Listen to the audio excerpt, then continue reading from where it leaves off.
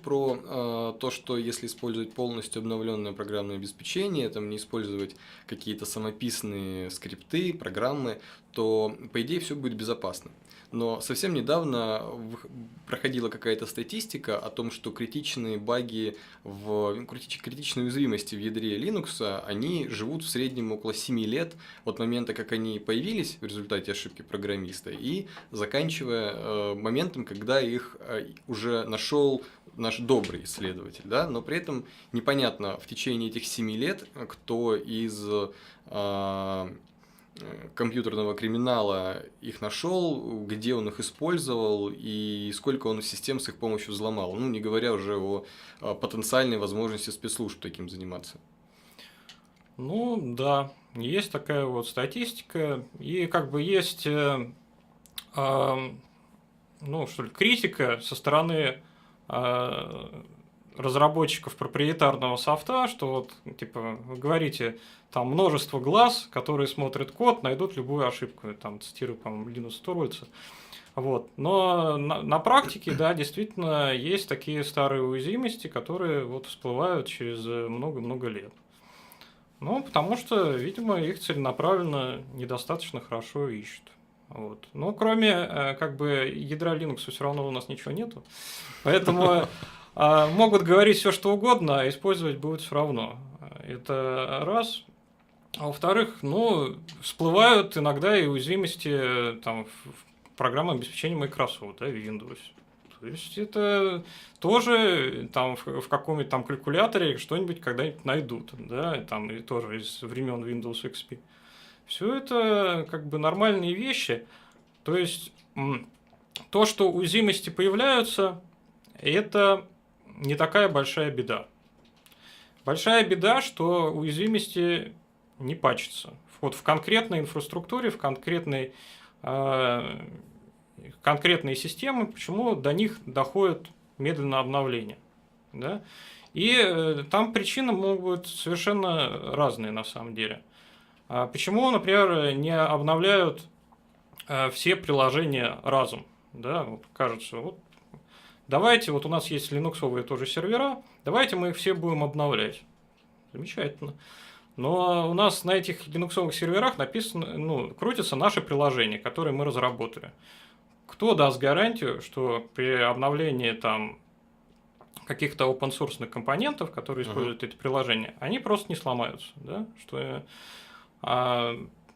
перестанут работать внезапно, и нужно будет разбираться. Да? Получается, перед каждым обновлением нужно проходить полный процесс тестирования. Это тоже дорого.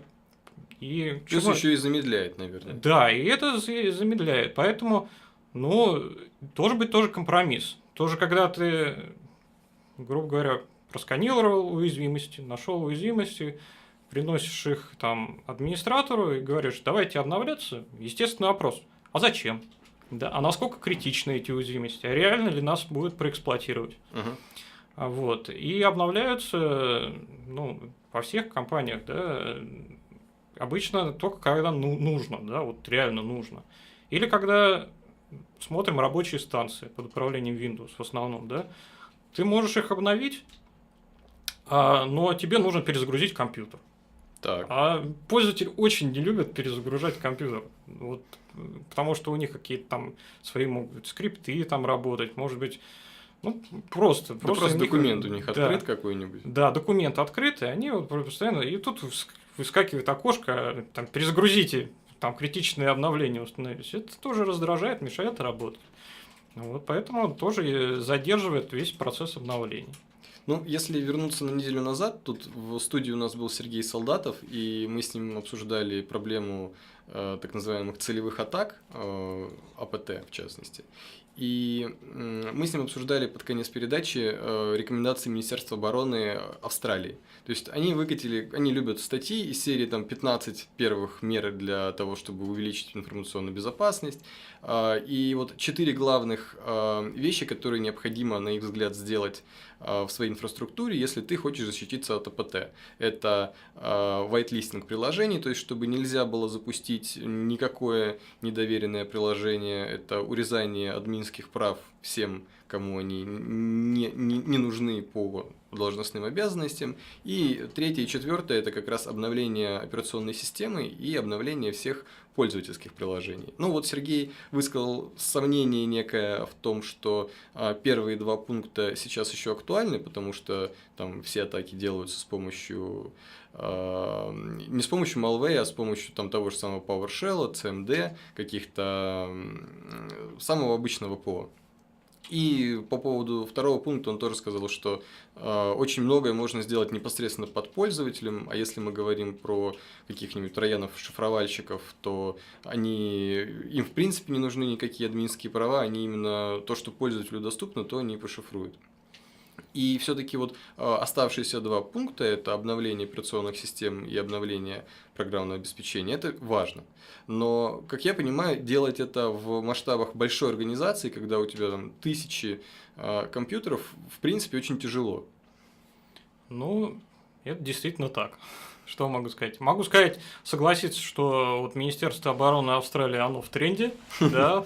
В принципе, те же самые рекомендации можно найти там в CIS Critical Controls там, и многих-многих других рекомендаций, даже, по-моему, PCI DSS есть, что там... Но PCI DSS требует установки всех критичных обновлений в течение месяца. Да, и про обновление, и про сканирование уязвимостей, и там сертифицированными решениями, и про сканирование уязвимости своим сканером внутри сети, не только периметр, но и внутри сети. Все это тоже есть в PCI DSS. То есть, в принципе, все современные стандарты, да, действительно, они это рекомендуют в том или ином виде.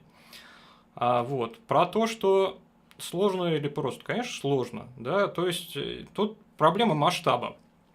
Допустим, у нас есть там инфраструктура, в которой 2 сервера, ну, то есть с Linux, там, предположим, и 20 рабочих станций под управлением Windows. В принципе, все это следить за тем, как они обновляются, нет ли там уязвимости, можно вручную, да, или написать свои скрипты, которые будут это делать. Другое дело, когда у тебя начинаются тысячи и десятки тысяч серверов, не только с Windows, с Linux, а еще там с проприетарными Unix, какие-то сетевые устройства. Потом сетевые устройства бывают, используются сертифицированные, российские, о которых в мире там и не слышали. Вот. Все это сильно усложняет вообще весь этот процесс vulnerability management, управления уязвимостями. Потому что, по сути, тебе нужно для каждого узла сети сказать, какие там есть уязвимости, ну, какое программное обеспечение или версия FMV, для этого сетевого узла какой софт установлен, посмотреть список уязвимостей для этого. Для этого нужно посмотреть бюллетени безопасности как для каждого вендора.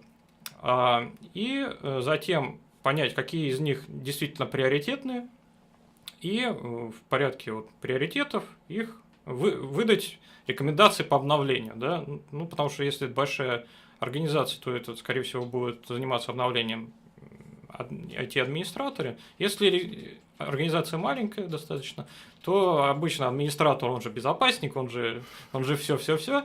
Вот, и обновлять тоже придется ему. Вот.